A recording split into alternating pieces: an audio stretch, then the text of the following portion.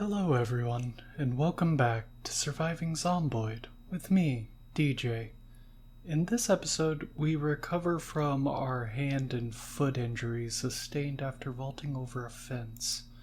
And that virtually makes us incapable of taking on more than a couple of zombies.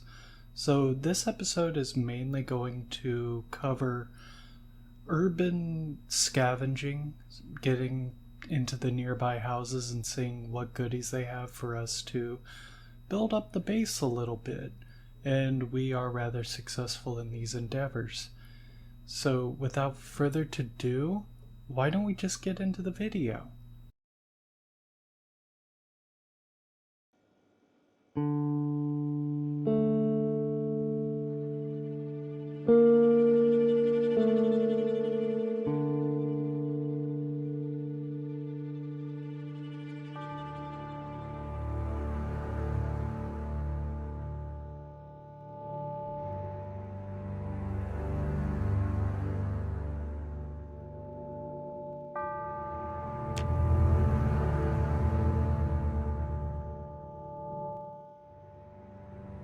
At the beginning of day 9, I was just really hoping that I had killed enough zombies in order to ensure safety in the nearby areas.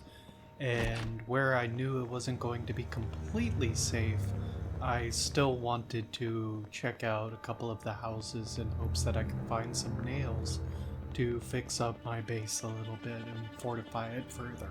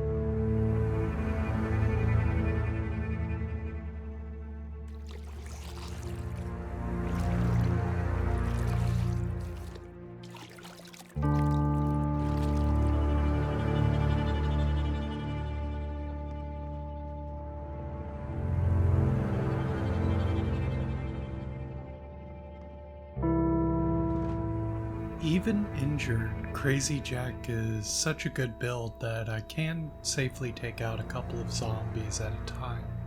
However, what I was most trying to avoid were areas where there would be large groups drawn to them, mostly gas stations and the like.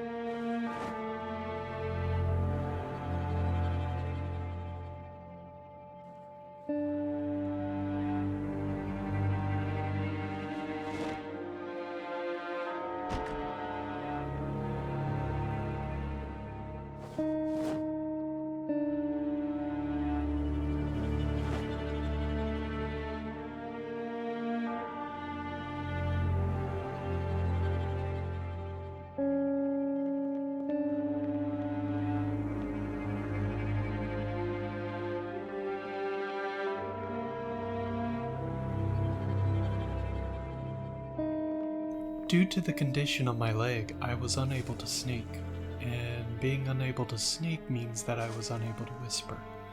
But luckily, with the dynamic trait that I have, Smoker, I can emulate that using a cough rather than a whisper.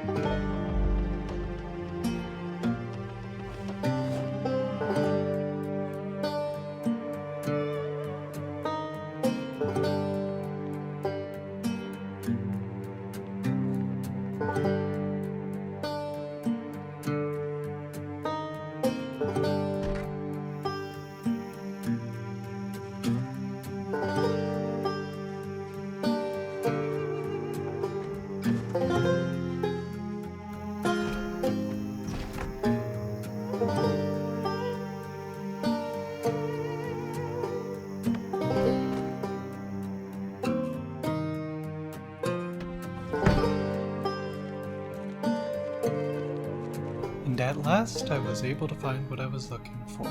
A full box of nails just waiting for me. This would really help me to fortify the base.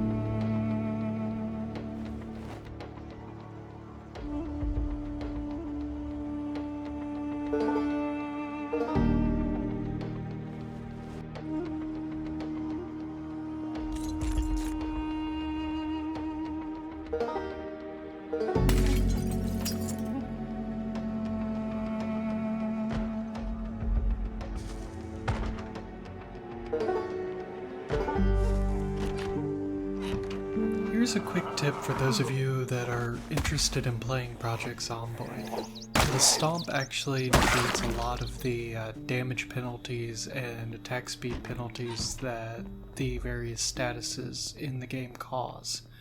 So if you're ever in a pickle against one zombie, it's normally better to stomp them out even though you lose the weapon XP for the kill.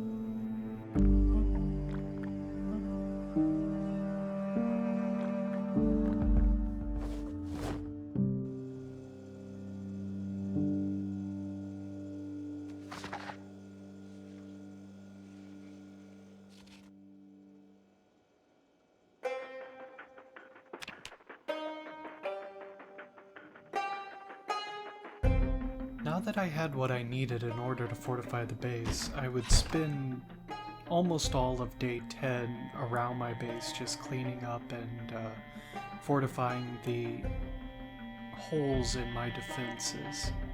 I figure it's better to be safe than sorry when you're on the mend.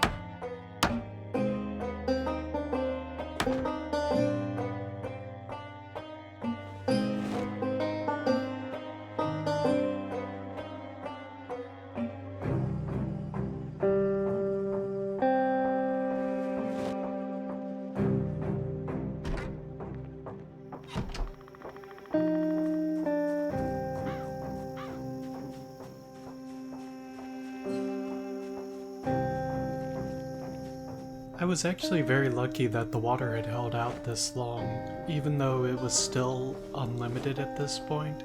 I figured it would benefit me to have some sort of water collection system.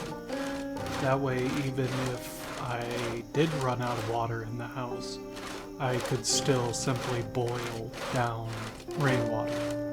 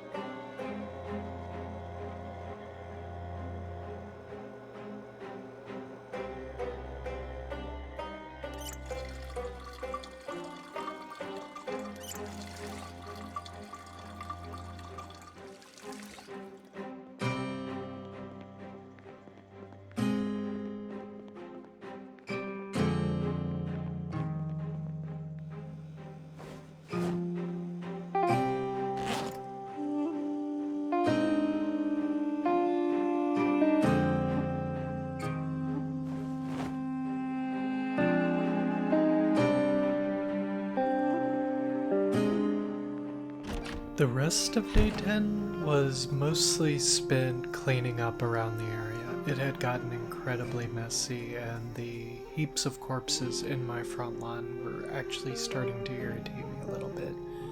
So for the vast majority of the day, I spent time moving them away from the house into the middle of the street for disposal later.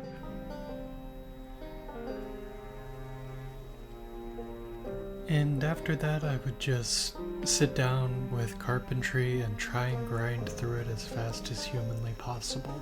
I knew I would need a higher carpentry sooner rather than later.